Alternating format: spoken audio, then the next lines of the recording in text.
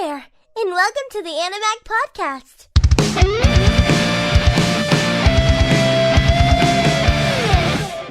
Hey, what is up, everybody? Welcome back to Animag, the #1 anime podcast on the planet, baby. I'm your host, Asylum, sitting here with Domicus. And we are not talking about a show today. We're actually talking about a convention that we just went to. Yeah, Louisiana ComicCon. You're introducing that so hype compared to what it actually was. The convention was kind of like let down, but then like as you like talk with other people, like the vendors, it was actually a nice con. It was... Okay, first of all, you have to understand that it's a really small con. Yeah. So the things that you're going to go out and see in Texas and Florida and all this other stuff is gargantuan compared to this one. It's a really small, really cozy setting. So it puts you in a situation where you spend, okay, we got there at 10. Yeah. And from 10 to like 12, by that point, we had already seen the con probably 25 times from just walking the floor. So it's just really small, and it puts you in a situation where like we started having inside jokes with some of the vendors because we kept passing by their booth and we're like, we're back. And he'd be like, oh shit, you're back. So that's just to give you guys an idea of how tiny this convention is. Yeah, I think it was like more focused on like comics more than anime. Yeah, we saw a fuck ton of comics that were overpriced. We saw an ass load of Funko Pops that were probably not overpriced, but very expensive. You gotta think about it. They could be very rare, and like they can't be sold anywhere they else. can be rare, but like I showed Yeze, like the same one he was gonna buy for $300 over there was on eBay for $150. Buy it now. After experiencing this con, I kind of realized you gotta be very careful when purchasing from these kinds of conventions, because everything that I could find there, and even something that both you and I purchased, I found online for probably half the price of what we paid. The posters, I think. Here's the thing. Maybe not the guy that we became friends with. I think his is legit, but remember the Jinx poster that I wanted to buy? Yeah. That guy was selling it as his own art, and literally today while I was pooping, I was searching online and I found that exact poster, and it was not from him. I found the artist DeviantArt account. And you like went through it and saw all of their work. So that guy just printed some fucking high quality prints of something he found online and was selling it. I think the guy that we were friends with, they did it their own. Yes, he has his own website. I was actually looking today. He has some really nice stuff in there. The blue cheese! We should just break this down for everybody. So, you know, they have vendors that sell art. We came across this one guy who had some really good stuff. And Thomicus and Yeze saw some stuff they liked. They started talking. They were going to buy. Now, I didn't get anything from this guy because all the people I liked, you know, he cut them. He said they weren't making it. Chizaru's not making enough money.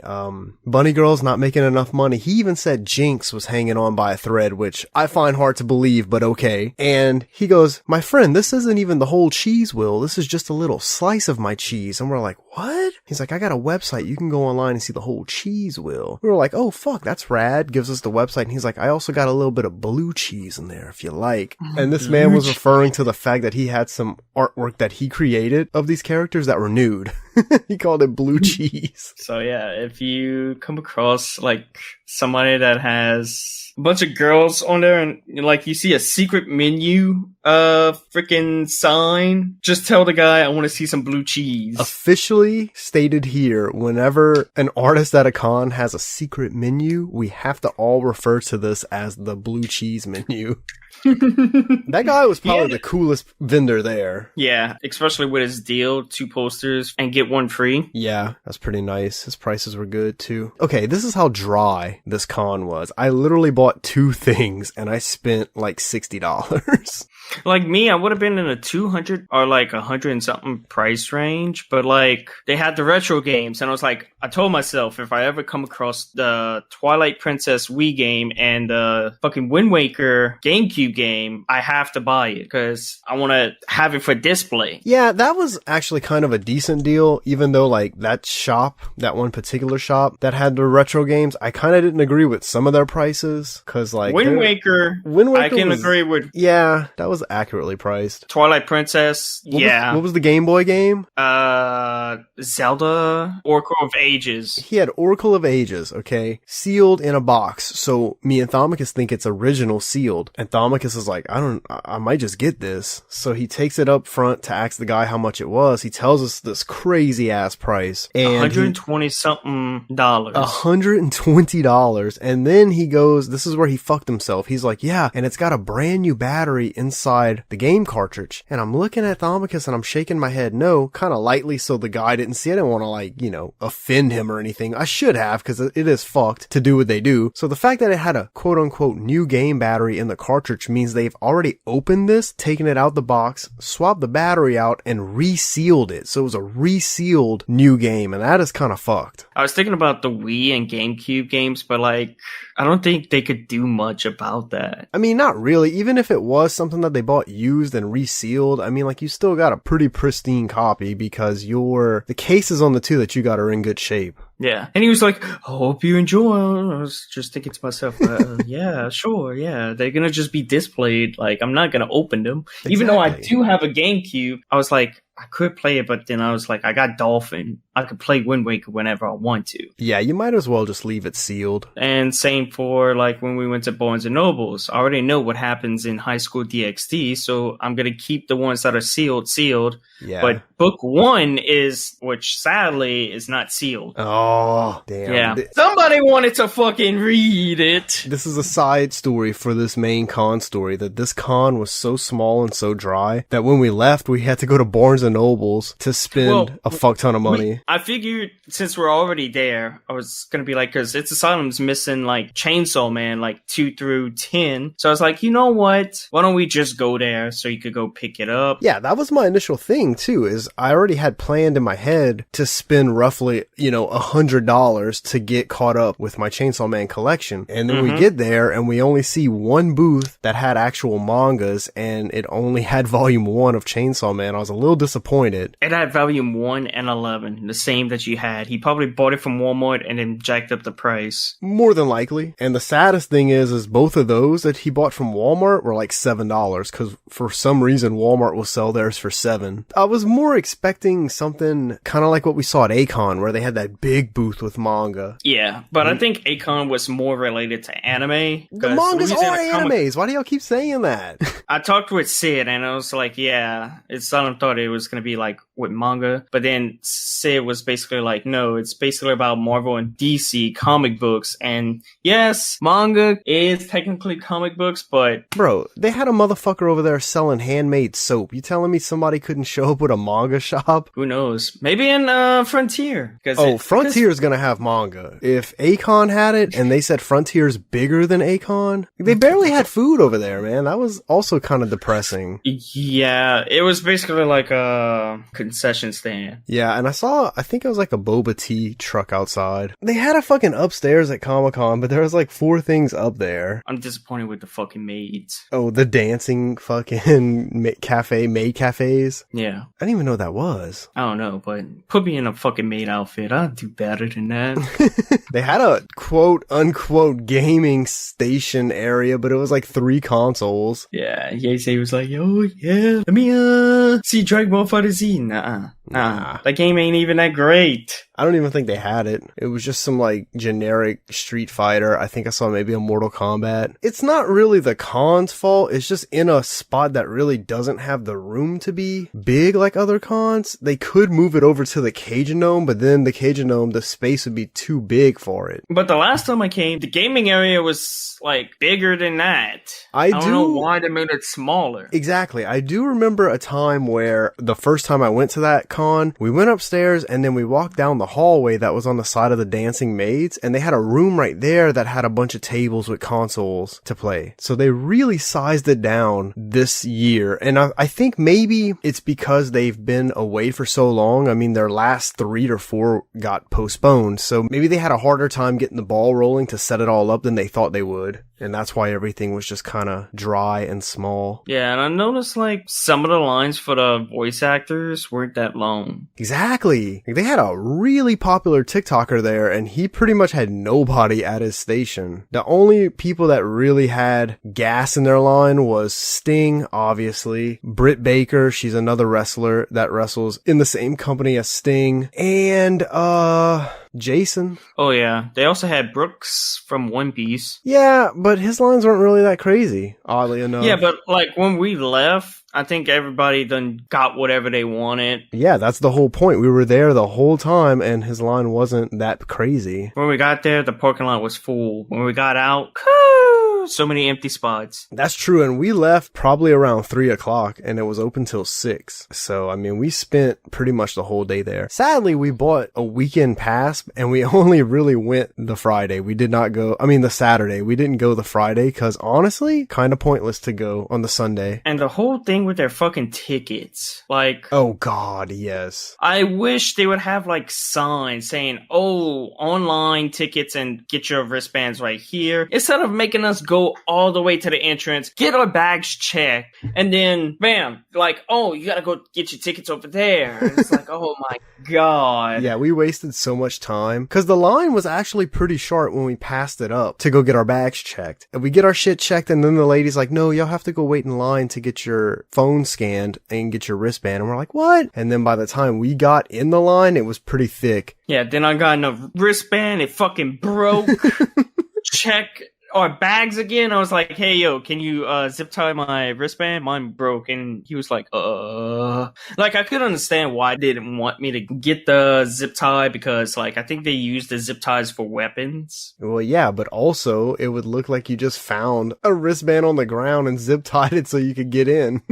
Yeah, but I could just show him my phone. Ticket, yeah. Show him. I don't know. They got to set that up a little bit better. Yeze had to wait in that line for a long fucking time.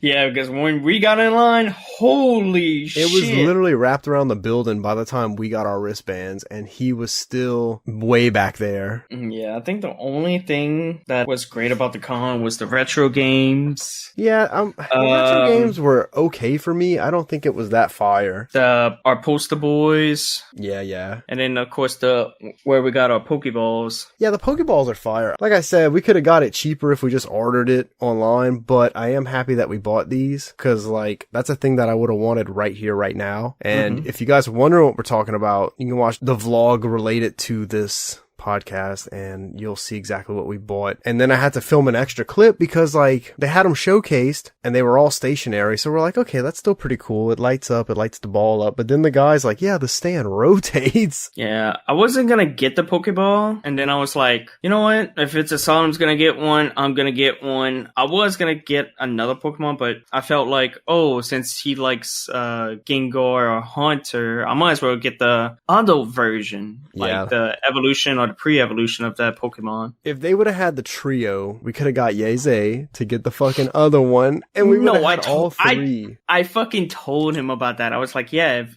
Ghastly was on there, we would have got you to get that one. And he was like, who the fuck is Ghastly? I was like, it's basically the baby version. And he was like, well, I'm not that into Pokemon. I was like, yeah, well, you're missing out. Because I was like, bro, you should have got you one of these Pokeballs. They're pretty fucking cool. Because he saw it on my shelf. I sent him a Snapchat, and he's like, man, that looks good. And I'm like, bro, you should have got one. You missed out. And he's like, yeah, I don't really like Pokemon like that. I'm like, what? It's better than Dragon Ball FighterZ. It's just better than Dragon Ball altogether. Even though he'll claim differently. He'll claim that Dragon Ball is the only anime that keeps anime alive, but, you know, that's a whole nother podcast on itself. All I bought was that, the Pokeball, and like a bento lunchbox. Yeah, I got in the bento lunchbox. It's pretty neat. I like that a lot. I'm actually going to wash it tomorrow and try to prep some food for work in it. Put me like some chicken and maybe like some rice. I don't know. Yeah, I was going to get a figure, but it was just like, they did have a Final Fantasy VII remake figure, but I was like, it's probably pricey. Exactly. I didn't find out. It was like Aerith, I want to say. Based off of the prices I seen for some of the other figures, it was probably a lot. Because like they had the Egyptian god cards for like $300 freaking dollars, which I could understand. It's a big figure. I mean, yeah, but I don't know why, dude. Like, everything at this con was just overpriced versus what you would see at a different con. And I guess maybe because it's that's out here in Louisiana. Probably. You know? And like, you gotta understand, like, most of the vendors are probably not from Louisiana. Yeah, true, but that's just bad business, bro. They did have a freaking Puchita. Yeah, we did see one Puchita plushie at Comic-Con. That one guy saved the trip. Yes. He was like, yeah. We were talking about Chainsaw Man. He was like, yeah, I never heard of it. I was like, it's pretty damn good. I kept seeing it, man. I kept seeing it on my trending chart app, and I'm like, good God, this thing, it kind of popped off in popularity, and it stayed up in the top 3 for a couple of months. I'm like, Jesus. And then, like, at the convention, I only seen like 3 Chainsaw Man. We saw Dingy in Chainsaw mode, but I was disappointed because it was just his chainsaw head, but not the chainsaws on his arms. Yeah. I saw him fucking Monkey, which I just wanted to bitch slap. hot. You will. Okay, you say that now, but she's hot. Wait until the end. Power does not flush the fucking toilets. She's nasty, bro. She doesn't even shower. Don't talk about Power like that. Like, sure, she might be kinda cute, but she's fucking disgusting. She gets better. You know what Maki does? She showers. She also does some other fucked up shit. Oh, okay. Well, we gotta hurry up and wrap this podcast up because I'm about to go shower and read some more, so. Look at this guy.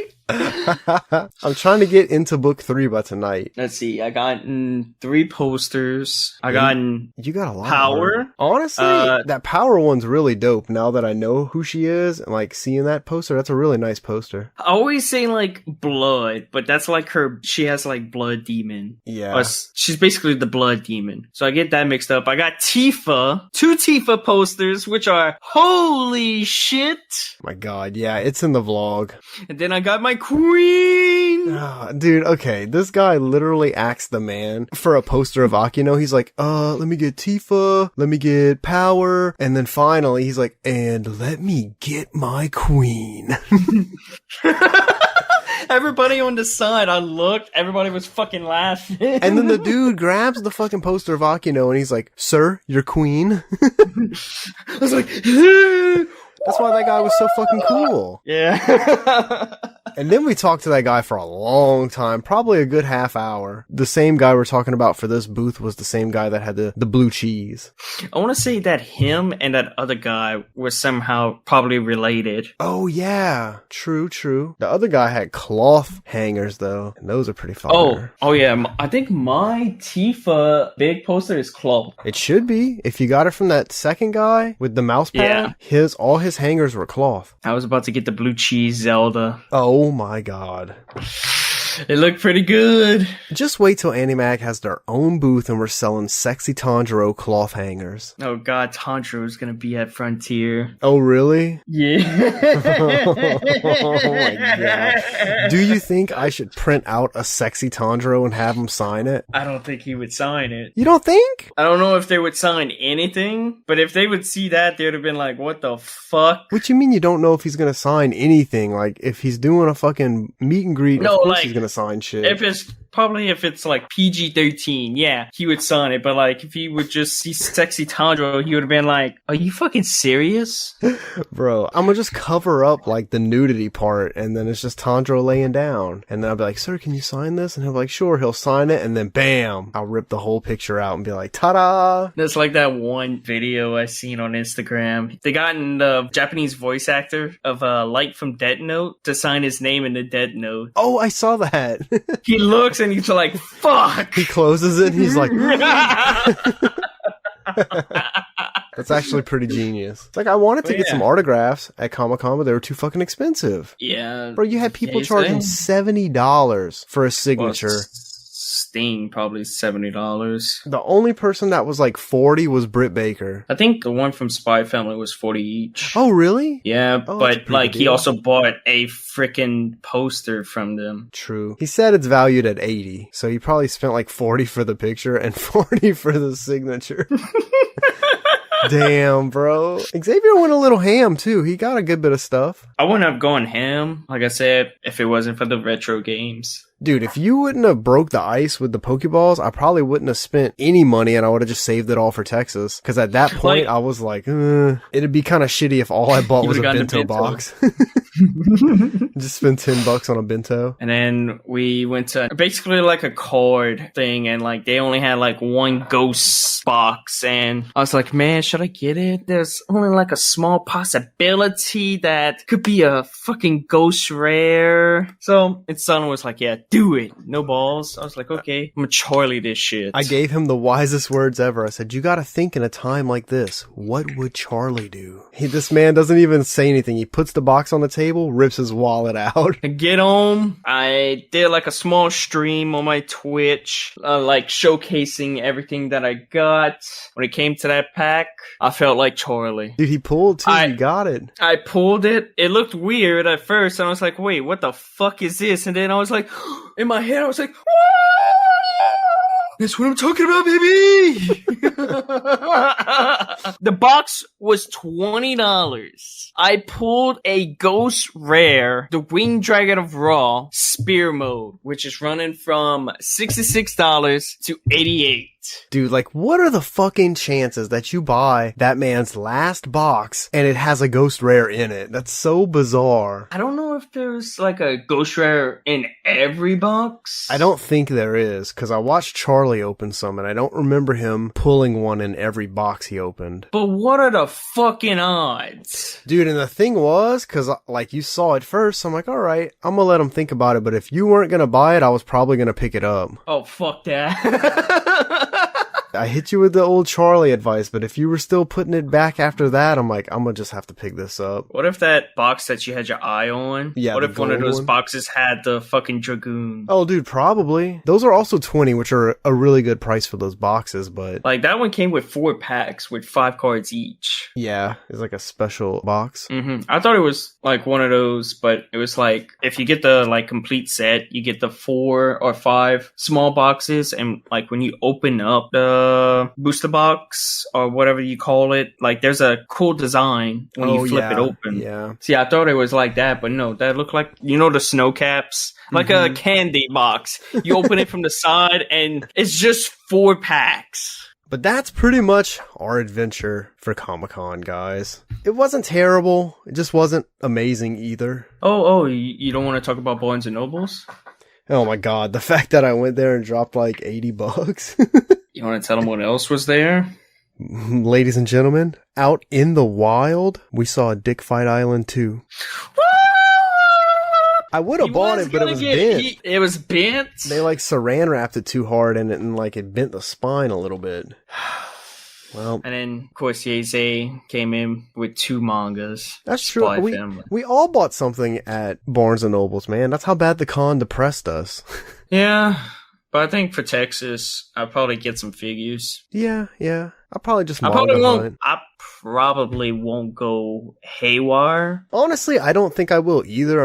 I say that. You never know. Like, I don't want to drop $1,000 at that con. Come on, man. You gotta get a sword. Fuck that. What I was telling Yeze, I was like, first of all, the Comic-Con swords. Yeah, those were... It's like... They look like they've been hit against a fucking tree. Like, exclusive Nick, I had to buy a sword for him, and like, the blade looks like it's about to come off of the grip thing. That's what I'm saying. They just... Because it keeps on moving, and then, of course, I bought the 2 Master Swords, and like, the sheath, like a piece of it, always comes off. Yeah, the ones over there just looked more like wall aesthetic swords, where they're not necessarily a fake sword, but they're also not made to like slice something if you need to. Yeah. So yeah, maybe it was a good call that you didn't buy one there. Yeze was like, yeah, I was about to buy me a sword too. I was like, what you was about to buy? A One Piece sword. I was like, you don't even like God. One Piece. He doesn't. But the One Piece swords are cool. Then why aren't you watching the show? Always ragging on that man. So fucking stupid. Oh my god. I don't know. The thing about Comic-Con for me was like, I don't want to say it wasn't fun. The thing that made it fun was being there with the bros. It's not that the con was great or amazing. It was just like goofing around all day. That's basically what we did. Your first purchase was the Pokeball. Oh, yeah. My first purchase was the retro games. Yeah, it was your first purchase. Yes. I heard somebody was like, oh, they got GameCube games. Zelda Wind Waker. I yanked that bitch. I mean, they had 2 old school PlayStation 1 games that I've been looking for, but it was ridiculously overpriced. Dude was asking like $60 for a game that I can get if I actively hunt for it for like 30 online. But that's gonna pretty much do it. We just wanted to come on and talk a bit about the con instead of just leaving you with a vlog. We gave Yeze a chance to hop on this call with us, but said he was tired and he has school in the morning, so he missed his chance to be on a big podcast. It would have been interesting to hear some of his side stories from when he was waiting in line for his signature, but I guess you won't get it. So we hope you enjoyed this podcast. We also hope you enjoy the vlog that we shot for Comic-Con. The next time you see us in a vlog, it's going to be for Texas, the big anime frontier, baby. Next podcast, we start Chainsaw Man. Yes, the next time you hear us here on the podcast, it will be the start of Chainsaw Man. Man, I'm so hyped for this fucking anime. Looking forward to it. It's like, I read the first book, and obviously, like, the first episode's taking place within that book somewheres, and I don't think that it's spoiling the show for me, because I'm just so excited to see how they do it in the show. Like, is it gonna be How Rent a Girlfriend is basically picture for picture, or are they gonna change it up a little bit? There's a light excitement behind it. Yes. But anyways, we hope you enjoyed. Thank you for tuning in with us, and we'll see you next time, baby. Until then, so long, everybody. Sayonara. Thank you for listening. Be sure to visit our website at www.animag.org. See you next time.